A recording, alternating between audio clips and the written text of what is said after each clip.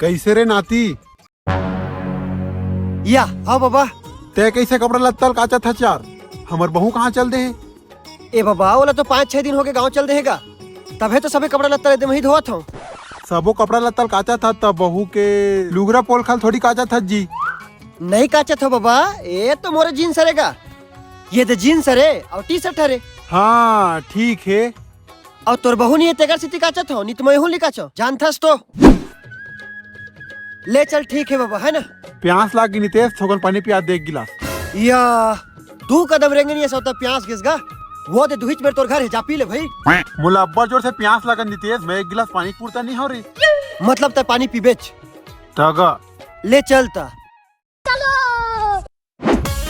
ए ले पानी।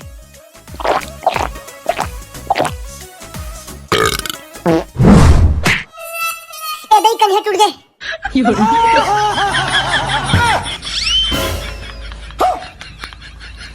वाह हगा जोरू के गुलाम डौकी के साया पोल खला कांच थस।